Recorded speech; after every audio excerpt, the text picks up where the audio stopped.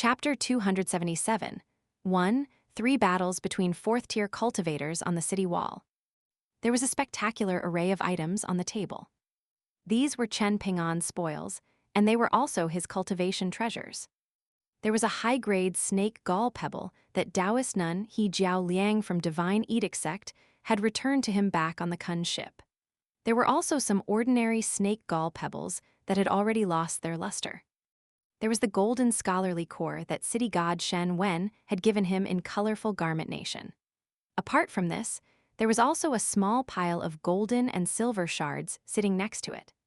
The silver shards came from the gold statues of the scholarly official and the martial official, while the golden shards came from the gold statue of the illegitimate mountain god in Blusher Prefecture.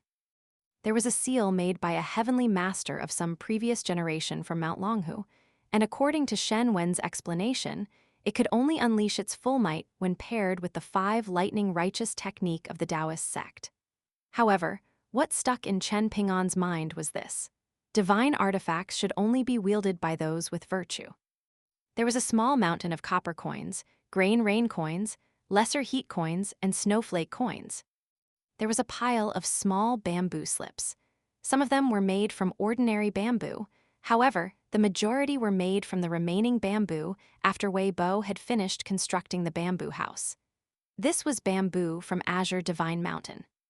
The bamboo slips were filled with famous quotes, poetry, and words of warning. There were sagely essays recited by Kui Chan while he had been practicing fist techniques with Chen Ping'an.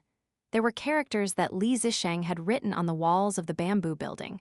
There were extracts that Chen Ping'an had copied from travel journals, and there were phrases he had heard while traveling through the cultivation world. There was a cockfighting cup that he had bought at a ferry station in Water-Combing Nation. It wasn't anything valuable, but it was a rare purchase for Chen Ping'an. There were the 2 golden dragon whiskers given to him by sword cultivator Zhuyu, as well as the golden Dao robe and the old jewel that looked like a yellowing pill left behind by the elderly golden flood dragon after it was slain. There was a white porcelain brush washer. Chen Ping'an had obtained it from the Scorpion Lady, an assassin from ancient Elm Nation. In the end, he had decided against selling it at the Green Beetle shop. This was because Chen Ping'an liked those lively and spirited characters decorating the brush washer. There was the proper sword scripture and a minimization treasure in the form of a jade tablet, both of which had been given to him by Zheng Dafeng in Old Dragon City. There was a Confucian classic given to him by the scholarly sage, and a few travel journals and literary works he had obtained from the prefectural overseer's office in Blusher Prefecture. There was a seal engraved with the characters, "Tranquil mind begets enlightenment." There was the water seal that had lost its companion, the mountain seal, and now looked a little lonely. Chen Ping'an placed the seal on the leftmost side. Of course, there was also the mountain shaking guide that had accompanied him for the longest time. Ning Yao looked through the items and examined them one by one. In the end, she smiled and asked, "Are you giving all of this to me? You're not going to leave any savings for yourself." However, Ning Yao immediately felt a slight sense of annoyance and regret. So what if he kept some private savings? She couldn't speak to Chen Ping'an in such a heartless manner in the future. It was important to remember that this activity wasn't the same as cultivating the sword Dao. Chen Ping'an clearly didn't detect the deeper meaning behind Ning Yao's words, so he pointed at a few things and replied in a serious voice, "You already know about this mountain shaking guide. It isn't mine, and I'm only looking after it for Gu Kan, so I can't give it to you. I can't give you the seals from Mr. Qi either. I feel like it would also be inappropriate to give you the heavenly master seal from the city god. Apart from these, you can take anything you want." Ning Yao pursed her lips and said, "I'm not interested in them. You can keep them all." Chen Ping'an slapped his forehead and untied the sword-nurturing gourd called Jianghu from his waist, placing it on the table. He then retrieved a talisman from his sword case, the one in which the female bone ghost was kept. After doing this, he explained, "This sword-nurturing gourd was an additional gift after I purchased a few mountains in my hometown. Mountain god Wei Bo helped me ask the Great Li Empire for it. There's a fairly ferocious female bone ghost living inside this talisman, and she signed a 60-year contract with me after I received some help from Osmanthus Island. The talisman lives in my sword case right now, and Lady Gui said that this is called a locust residence. When they stay inside such a residence, yin entities can nurture their souls and advance their cultivation. In other words, it's as if they're staying inside a small blessed land. Female bone ghost, is she beautiful? Ning Yao asked. Chen Ping'an thought for a moment before replying. Only so-so. She's not as beautiful as the female ghost in a wedding dress I met in the mountains, and that ghost isn't as beautiful as you. Chen Ping'an, since when did you become so glib of tongue? Did you learn this from Liang? Ning Yao fumed. Chen Ping'an smiled and shook his head, replying, No, it's all from the bottom of my heart. Sincere praise and glib remarks are not the same. Then have you tricked many girls into falling for you? Ning Yao asked with a chuckle. After saying this, Ning Yao rested her arms and chin on the table and turned around to look at Chen Ping'an, who was much taller and slightly less tan than before. She seemed slightly deflated, and she remarked, I can no longer defeat 500 Chen Ping'ans with a single hand. Moreover, you've traveled across half of Eastern treasured vile continent, and you've come across many girls in many places, so perhaps many of them treated you as an immortal and ended up liking you. Chen Ping'an hurriedly shook his hands and said, No, there's no other girl who likes me. I was either dealing with violent enemies or interacting with people who are destined to be passing guests in my life. When he finished saying this, Chen Ping'an also sighed and rested his arms and chin on the table. He lightly poked the sword-nurturing gourd with his finger and continued, When I left home, I took a kun ship owned by Complete Reed Continent's Ceremony Mountain.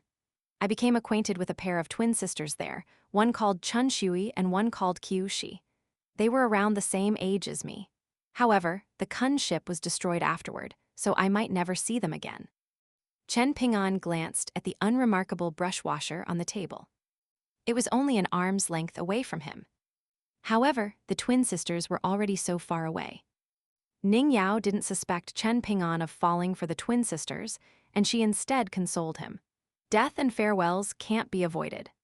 She turned her head and rested her cheek on the table, continuing, At the Sword Chi Great Wall, many people die each time there's a battle, be they old or young, men or women. There will be strangers, but there will also be people you know. But there's no time to feel sad, or the next death will be yours. Only when the battle concludes can the survivors find the free time to grieve.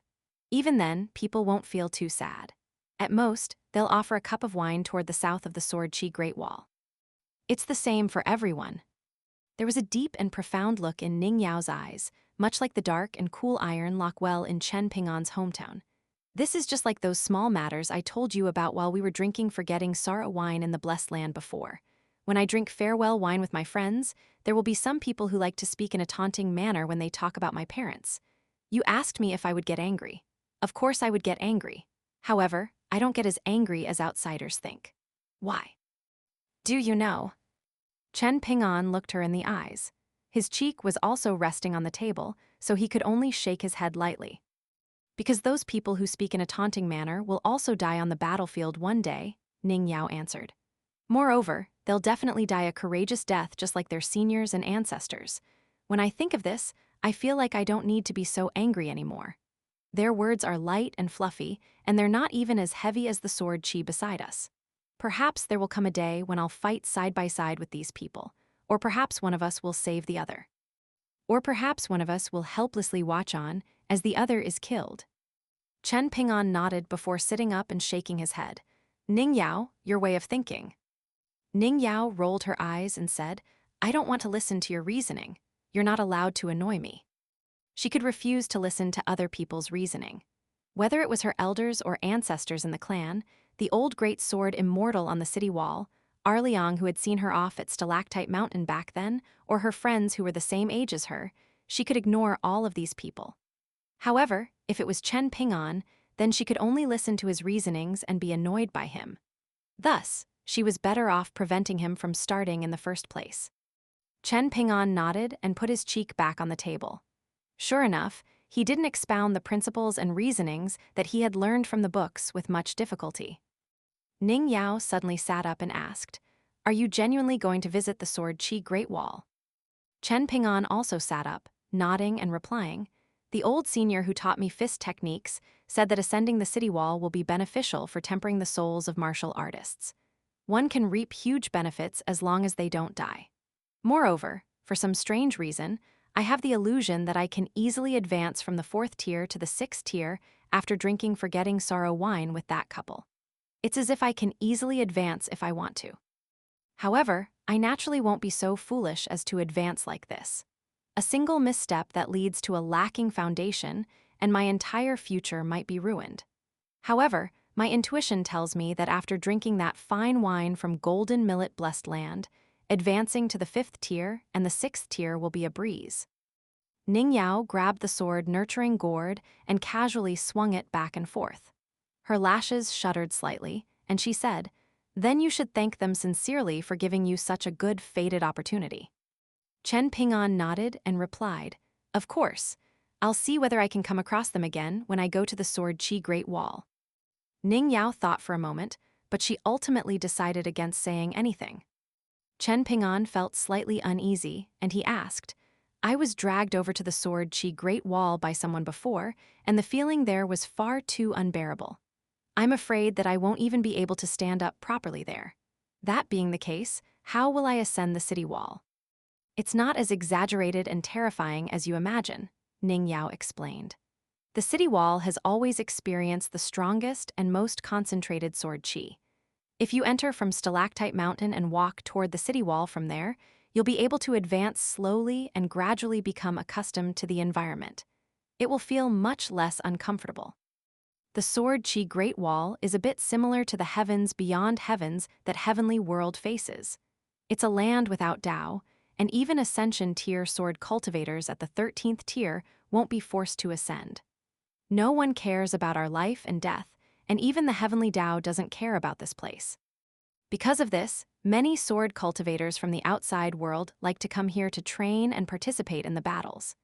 Back when you were in Jewel Small World, the large group of sword cultivators you saw in the sky were chi refiners from complete Reed Continent. With their help, the demon tribe has seemingly failed to make any gains after launching 3 consecutive assaults.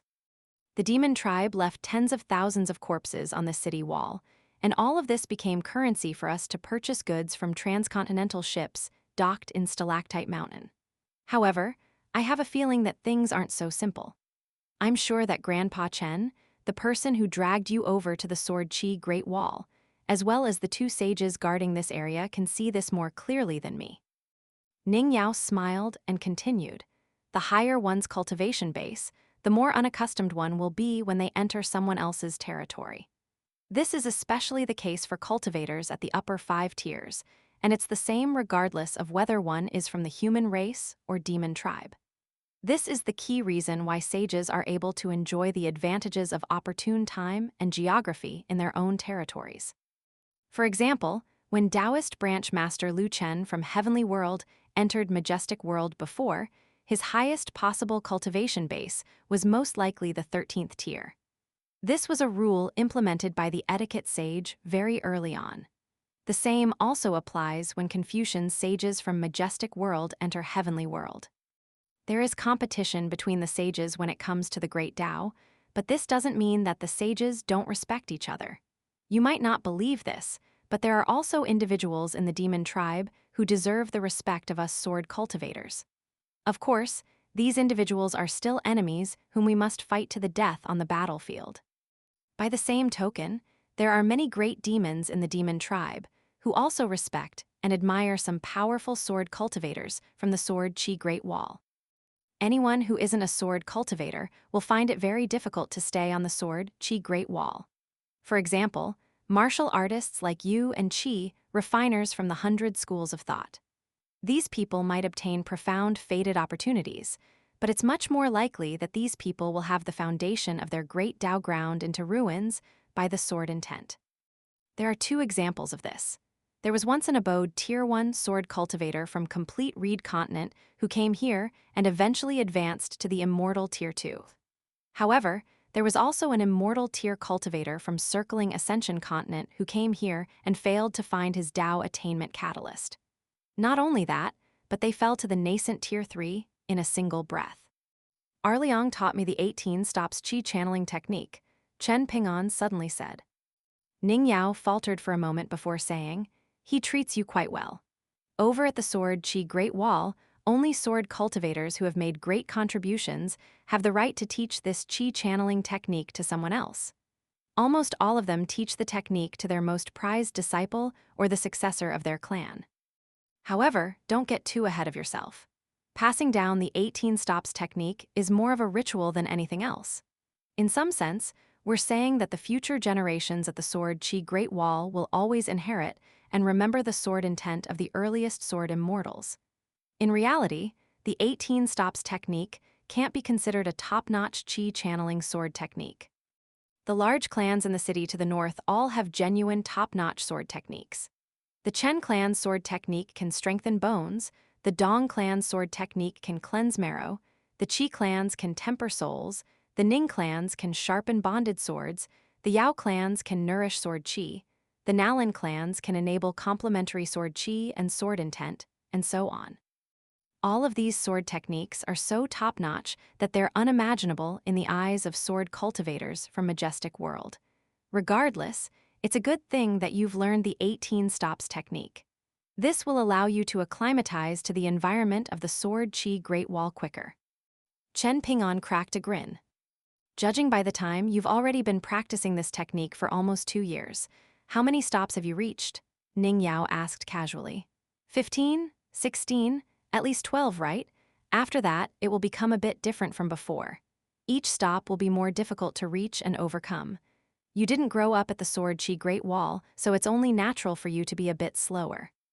One of my friends, the fatty, took 8 months to reach all 18 stops. Little Dong was slightly more talented, and it only took him half a year to reach all of them. The others all took around 9 months to a year. However, Little Dong's older sister was quite impressive, and she only took 3 months to reach all 18 stops. It's just that the Dong clan has always been trying to hide this information. They're not willing to reveal the truth to outsiders. Among those at the Sword Qi Great Wall around the same age as me, 30 or so have mastered the 18 stops technique. Because of this, our generation is regarded as the best generation at the Sword Qi Great Wall for the past 3,000 years. The seniors all say that as long as we're given another 50 or 60 years, the demon tribe won't be able to see the top of the city wall of the Sword Qi Great Wall for the next 1,000 years. Chen Ping'an looked on with a dazed expression. He had gone through so many challenges and hardships to finally reach the 7th stop with much difficulty. Then, after surging to the 12th in a single go, he was now stuck between the 12th and 13th acupoints. It was as if he were standing in front of a mountain path blocked by heavy snow, and there seemed to be little hope that he could advance any further. After noticing Chen Ping'an's expression, Ning Yao stopped and said, "Then I won't mention myself." "How long did it take you?" Chen Ping'an asked in a tentative voice. "Heh," Ning Yao chuckled with a fake smile. 1 6th tier. 2 12th tier. 3 10th tier.